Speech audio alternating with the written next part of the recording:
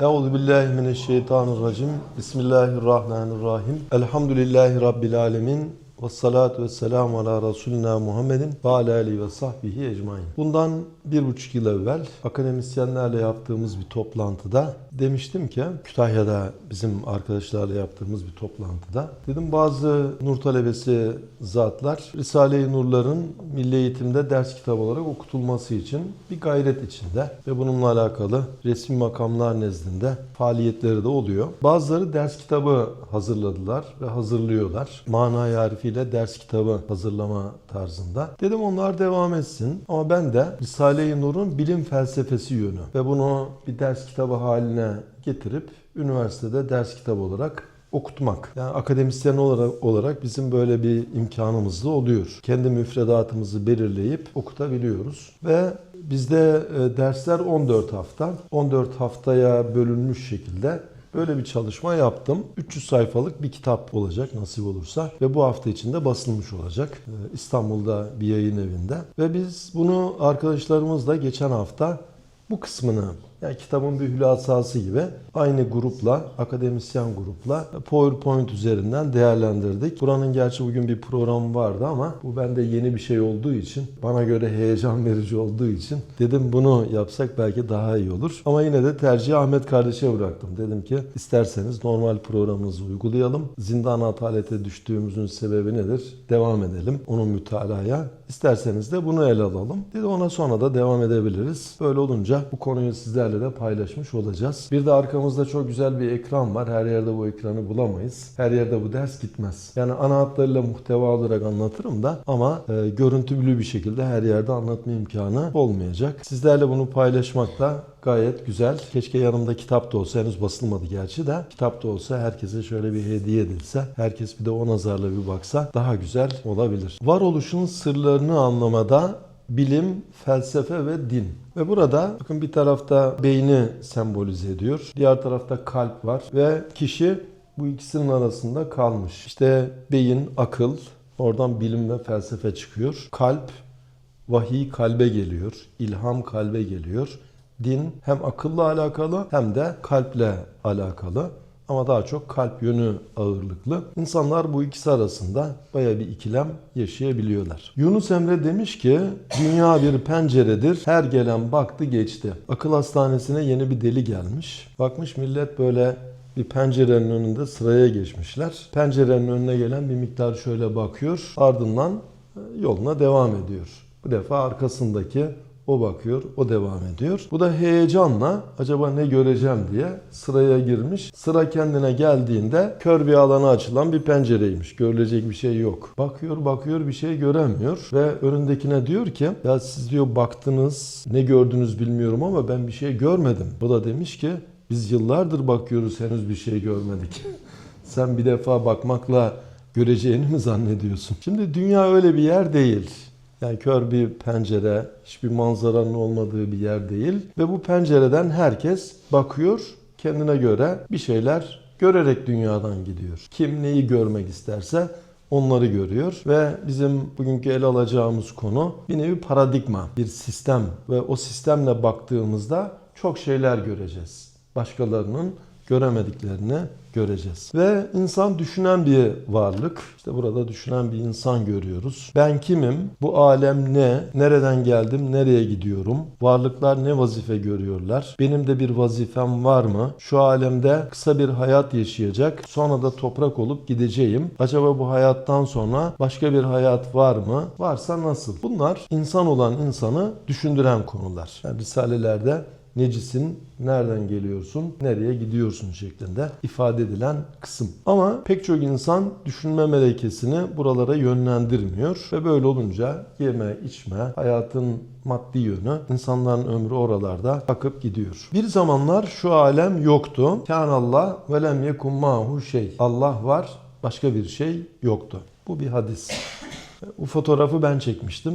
Bizim kendi ilçemizde güneşin doğuş manzarası. Ve etraf karanlık ama güneş böyle tecelli ettiğinde وَالنَّهَارِ اِذَا تَجَلَّى etraf görülmeye başlıyor. Aslında vardı etraftakiler ama karanlıkta görülmüyordu. İşte eşya yokluk zulümatındaydı. Harici vücutları yoktu. Ama ilmi ilahide belirlenmişti ve Allah ilminde belirlediği şeyleri harici varlık olarak şu alemde yarattı. Allahu Teala yaratandır ve yaratma 23.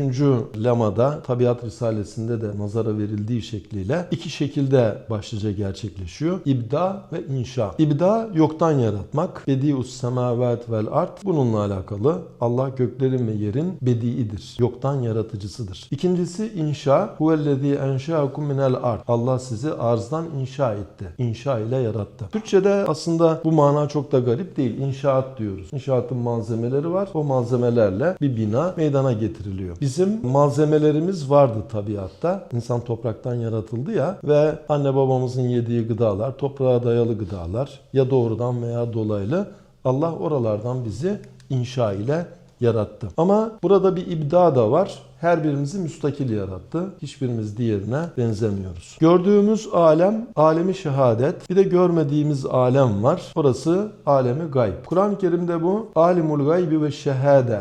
Allah gaybı da şehadeti de bilendir diye geçiyor.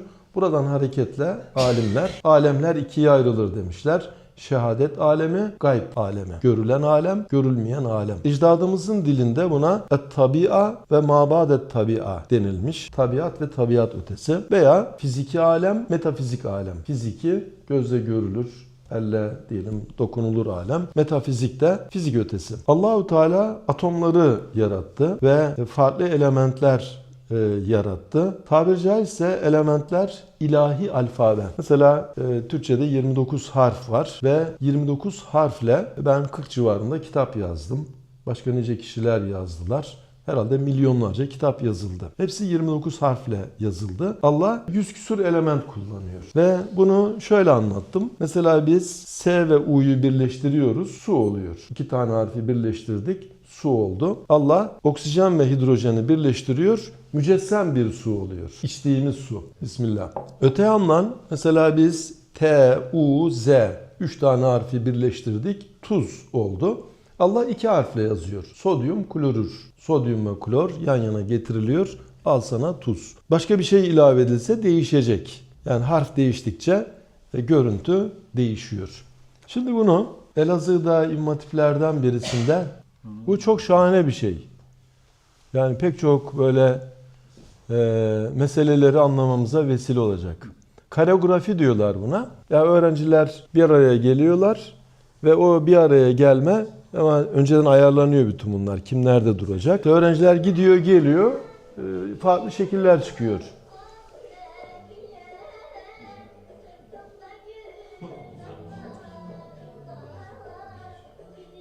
Ya İmam Hatip de karşımızda.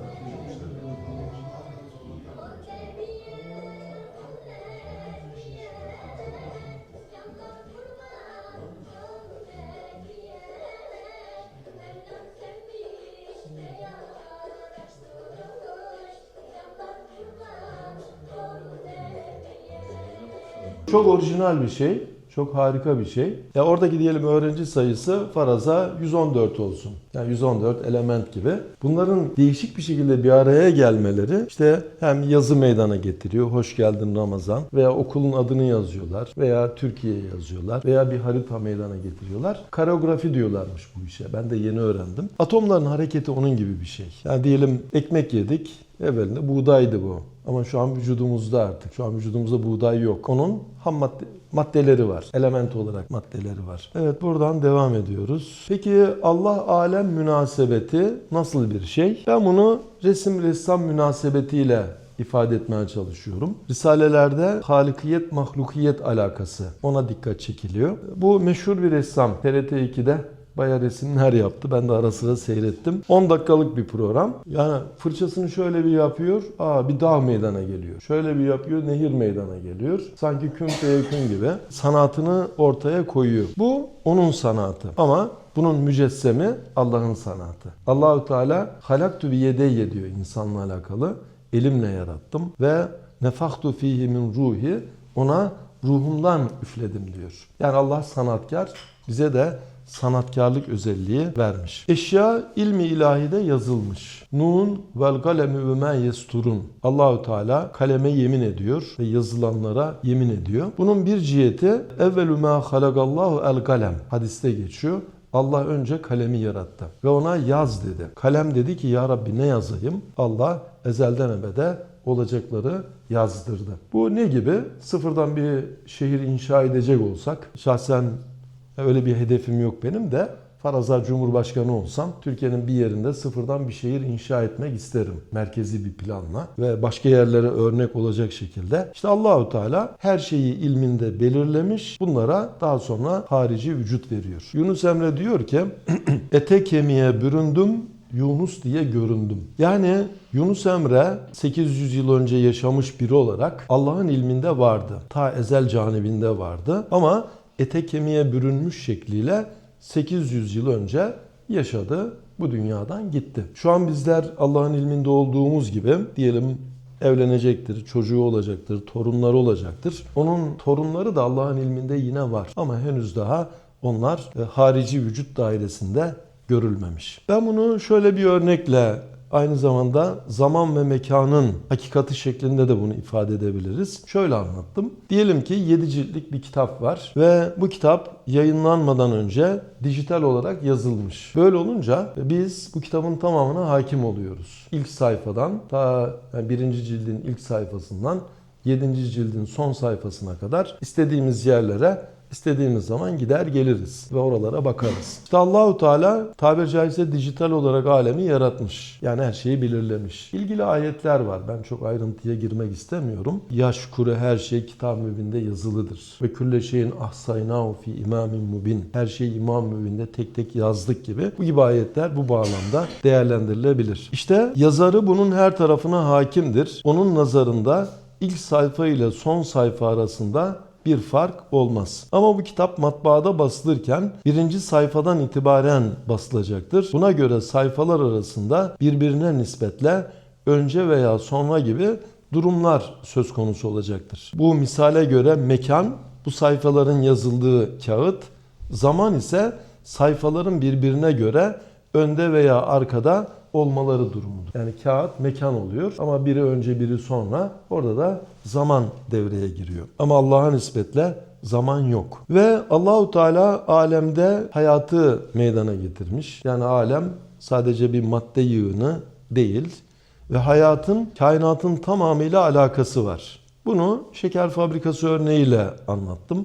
Mesela burada şeker görmekteyiz. Bunun meydana gelmesi için koskoca fabrikaya ihtiyaç var. Benzeri bir şekilde en küçük bir canlının olması için havaya, suya, toprağa, gökyüzündeki güneşe, hatta aya, hatta yıldızlara ihtiyaç var. Yani şu an yeryüzündeki elementlerin bir kısmı uzayda meydana getirilmiş, dünyaya indirilmiş. Yani günümüzde fizik dünyası bunları konuşuyor. Peki yaşadığımız alem gerçek bir alem mi? Yoksa henüz uyanmadığımız bir uykuda, sanal bir alemde mi yaşıyoruz? İki türlü fikri söyleyen de var. Ve biz Kur'an'a göre değerlendirdiğimizde yaşadığımız alem gerçek bir alem. Halakas semavati vel ard bil hak.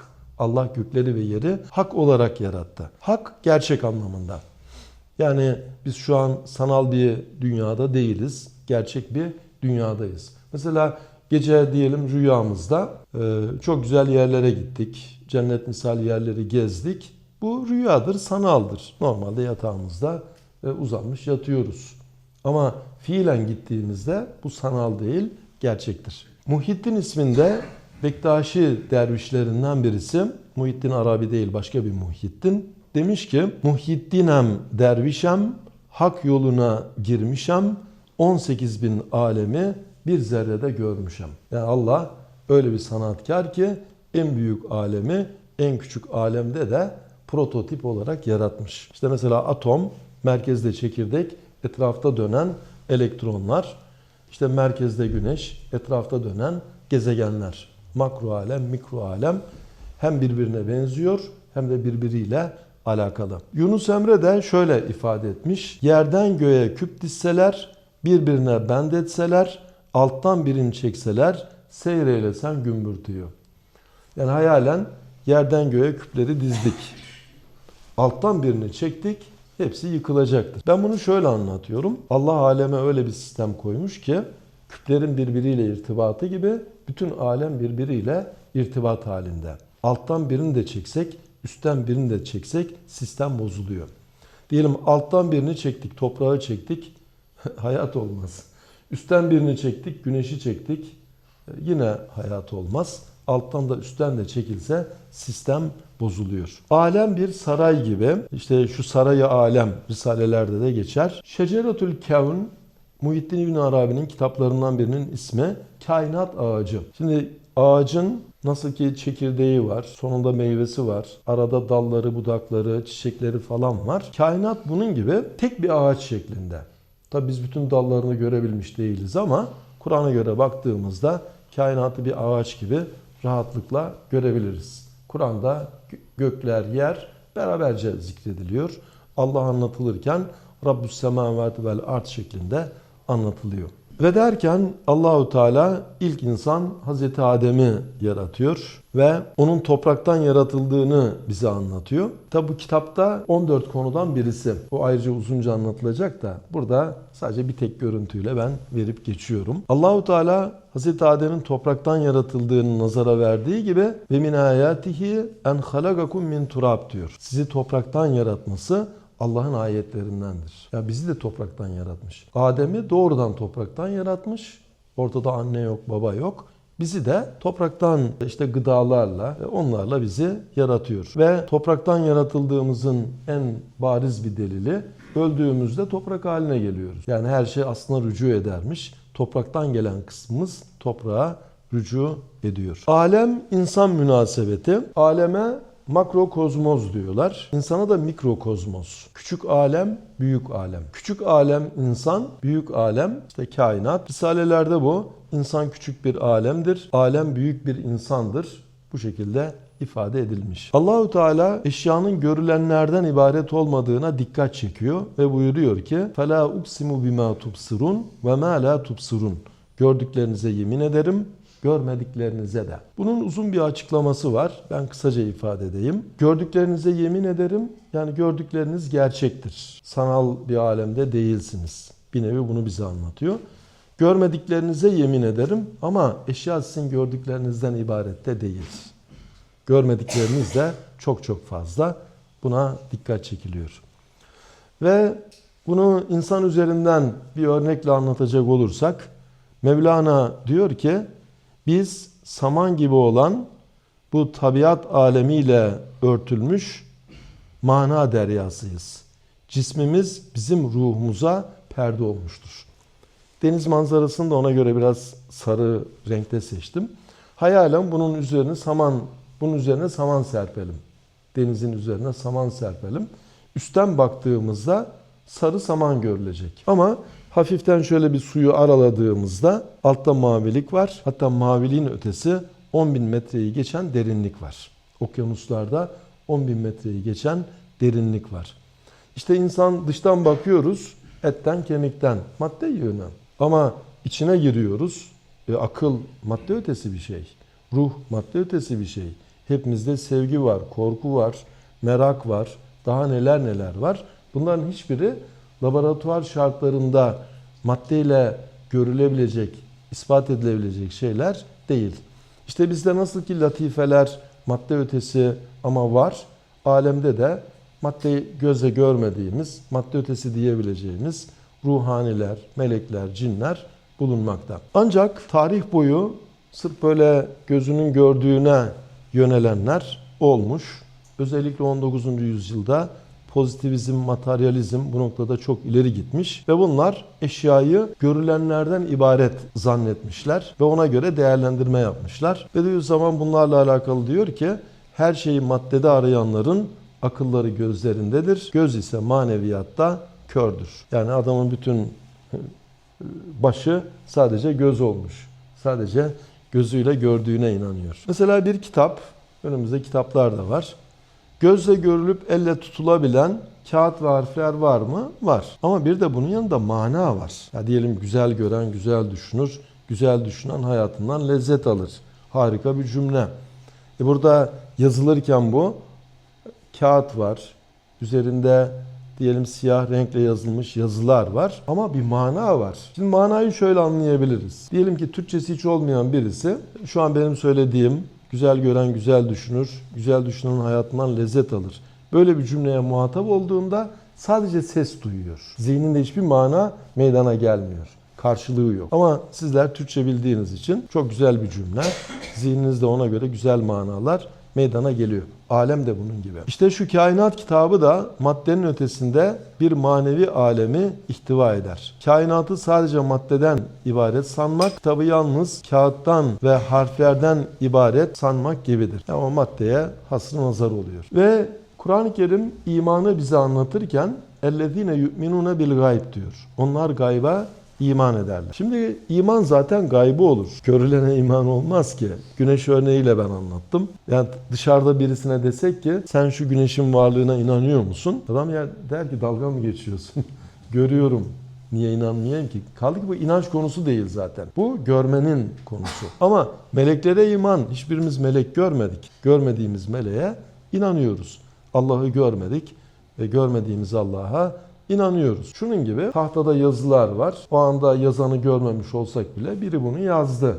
En azından imanımız böyle bir iman. Başka cihetleri de elbette var da. Maddeye takılanlar var ve bunlar özellikle pozitivizm ve materyalizm şeklinde ifade ediliyor. Bakın burada bilim sanıyor. Resim olarak bakıldığında ve Allah'a ibadet etmek istemeyenler bu defa bilimi öne çıkardılar. Bilim kilisesini kurdular Avrupa şartlarında. Kiliseyi reddederken kendi sistemlerini bir nevi yeni bir kilise olarak kurdular. Ve bunlar dediler ki bizim amentümüz bilimsel gerçeklerdir. Bizim mabedimiz laboratuvarlardır. Peygamberlerimiz bilim adamlarıdır.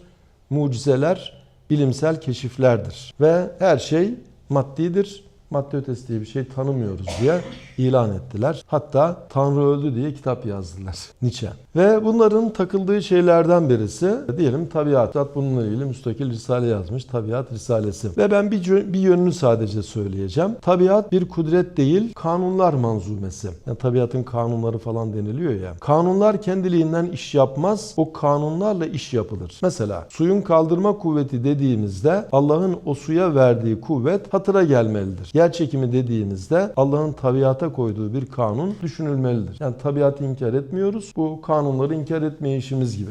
Ama kanunlar kendiliğinden iş görmüyor ki. Kanunları hem koyan var hem de uygulayan var. Sebepler Tabiat Risalesi'nde 3 dalalet şeklinden biri olarak nazara veriliyor. Sebepler bir perde ve bu perdeye ihtiyaç var. Ya Allah bizi imtihan ediyor ve doğrudan kendini gösterse imtihan olmaz. Yağmuru bulutla gönderiyor. İşte meyveleri ağaçlarla gönderiyor. İnsanları anne babayla yaratıyor gibi sebeplerin kullanılması var. Ben şöyle bir örnek de verebilirim. Ya diyelim ki kalemle yazdım. Kalem benim yazmama sebep. Ama yazı benim kalemle izah edilemez ki. Yani ortada bir kalem var ama kalemin kullanılması var. İşte Allah hem sebepleri yaratmış hem de sebepleri kullanıyor. Ve dilediği zaman da o sebep perdelerini bazen çok inceltiyor veya kaldırıveriyor. İşte mucizeler meydana geliyor. Ve bazıları kendi kendine oldu, illa bir fail gerekmez gibi bunu söylüyorlar. Hatta tahavvülat-ı zerrat diye 30. sözde nazara verilen atomculuk ekolü deniyor buna. Milattan öncesinin bir düşünce sistemi. Atomlar vardır, ezeli olarak vardır, yaratılmamıştır ve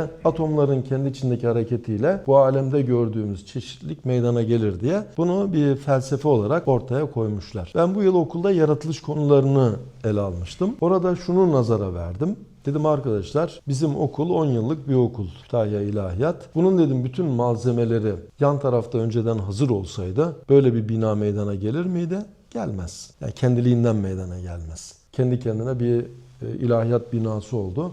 Böyle bir şey yok. Yani hiçbir akıllı böyle bir şeyi kabul etmez. Atomları faraza ezeli bile kabul etsek oradan alemde gördüğümüz bu çeşitlilik meydana gelmez. Kaldı ki ezeli değil, yaratılmış. Bilimden inkara, bilimden imana giden iki ayrı yol var. Bilimle dalalete düşenler de var. Bilimle imanı daha da kuvvetlenenler var. Ve Bediüzzaman risalelerde bunun yolunu bize gösteriyor. Tarzı nazar, aleme bakış tarzı ve 40 yıllık ömrümde, 30 yıllık tahsilimde 4 kelime 4 kelam öğrendim diyor.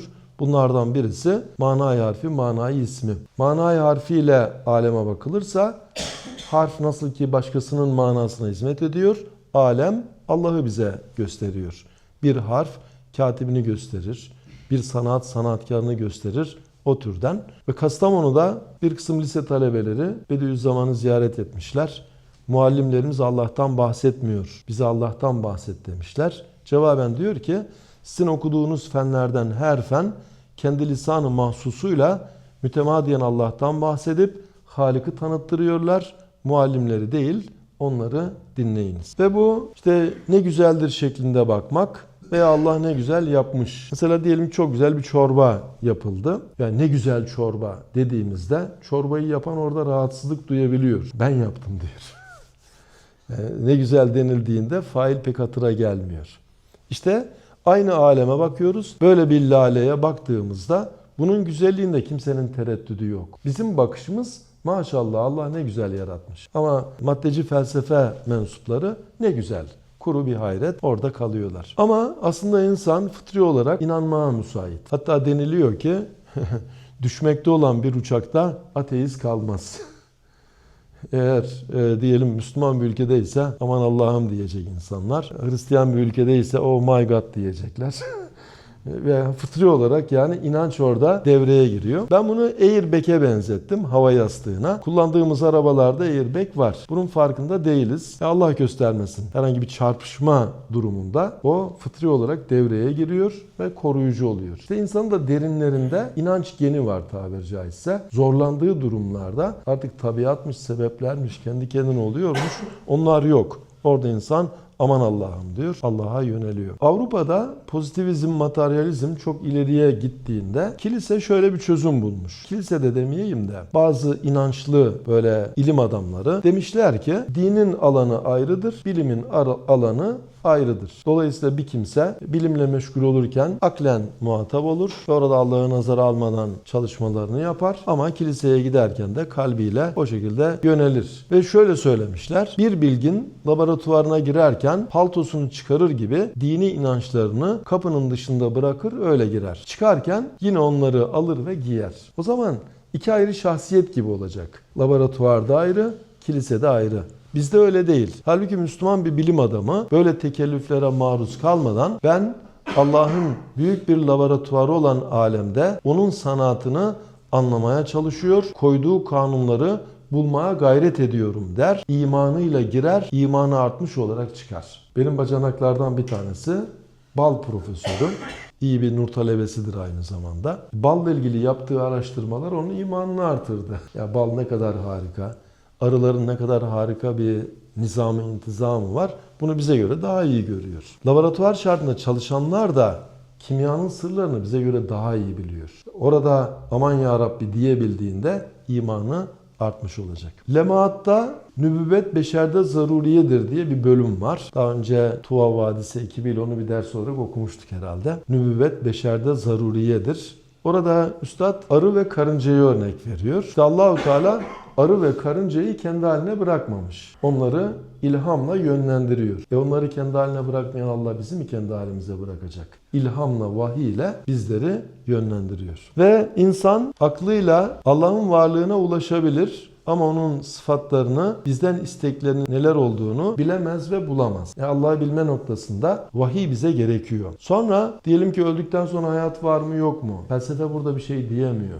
Din ancak bir şey söylüyor. Bilim de söyleyemiyor. Bilimin ışığı kabrin ötesine geçmiyor. Öte yandan helal haram gibi şeyler din bize bildirmezse bunları bilemiyoruz. Ülkemizde mesela akıllı görülen, toplumun önünde görülen bir takım kimseler var ki içki içmeyen insan çağdaş olamaz diye konuşma yapıyorlar. Halbuki bir deli bile bunun saçma olduğunu bilir. Izutsu, Japon ve İslam'la müşerref olmuş birisi. Güzel bir tespiti var. Diyor ki Kur'an ayetleri için sözlü ayetler diyor. Tabiattaki varlıklar için de sözsüz ayetler ifadesini kullanıyor. Yani Allahu Teala vahiy ile insanlara hitap ediyor ama has kullarına, yani peygamberlere. Biz de onlar vasıtasıyla o hitaba muhatap oluyoruz gerçi neticede. Ama deveyi yaratmış ve deveye dikkat çekmiş. Onlar devenin nasıl yaratıldığına bakmıyorlar mı? Deveye herkes bakıyor. İşte ilimler gözüyle de bakıyoruz. Deve de o zaman bir ayet ve Kur'an'ın ayetleri Allah'ı bize anlattığı gibi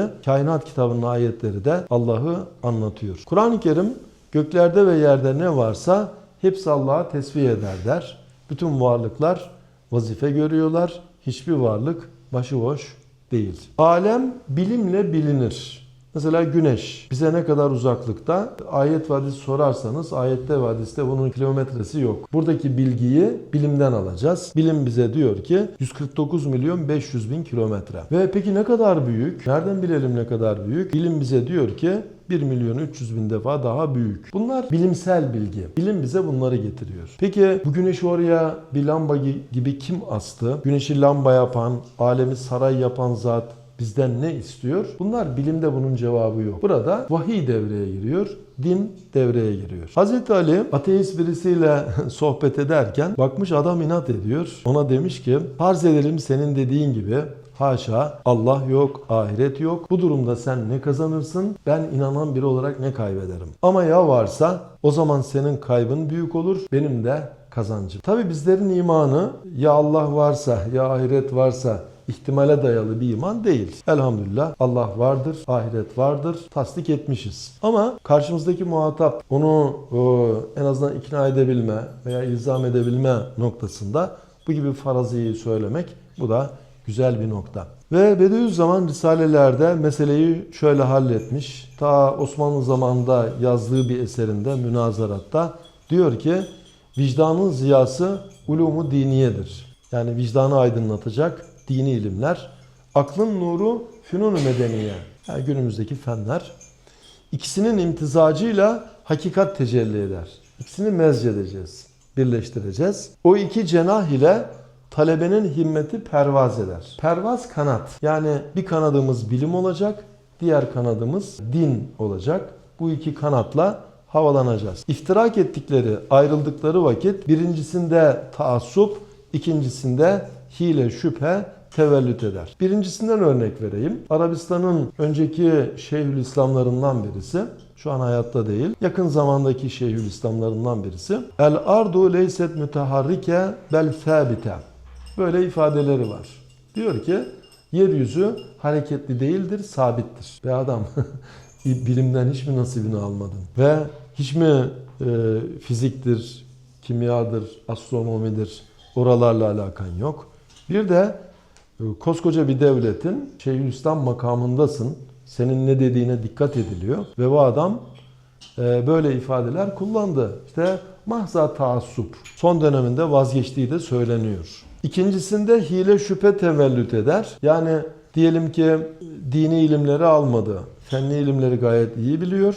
Bu adam her türlü hileye müsaittir. Yani fıtri olarak vicdanında ahlaki değerler bulunur ama onları aştığında bu adam her türlü hileye müsait hale gelir. Veya en azından imani konularda şüphelerle dop dolu bir hayatı olur. İşte ikisini mezcettiğimizde problem hallediliyor. Burada soğanla ne alaka var hatıra gelebilir. Adamın bir tanesi soğanı çok seviyormuş. Hani zazalarla ilgili anlatılır ya, zazalar soğanı çok sever diye. Ve böyle birisine demişler ki babanı mı seversin yoksa soğanı mı? O da demiş beni iki aziz arasında bırakmayın.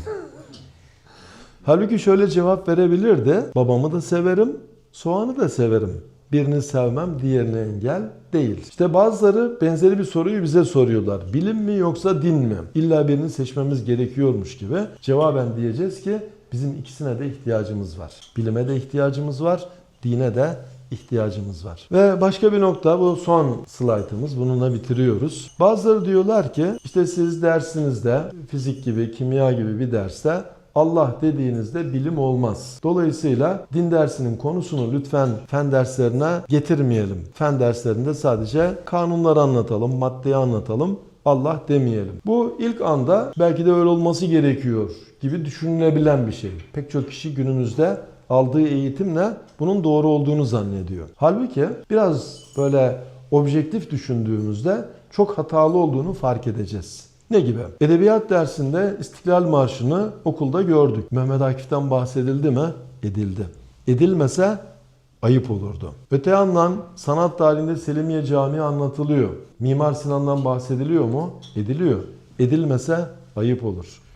Resim dersinde Mona Lisa tablosu değerlendirilirken Da Vinci'den söz ediliyor. Da Vinci bunu yapmış. Şurada şu sanatı uygulamış, burada bu sanatı uygulamış deniliyor. Bunlardan bahsederken failinden bahsetmek bir nevi bilimin gereği, o dersin gereği o. Bahsetmediğimizde garip kaçar. Benzeri bir şekilde de Allah'ı kabul ettiğimizde alemdeki fizik kanunlarını, kimya kanunlarını, uzaydaki kanunları, astronomik kanunlarını anlatırken kanun koyucusundan da bahsetmek, sanattan bahsederken sanatçısından, yaratılandan bahsederken yaratıcısından bahsetmek ilmin bir gereğidir. Velhamdülillahi Rabbil Alemin. El Fatiha.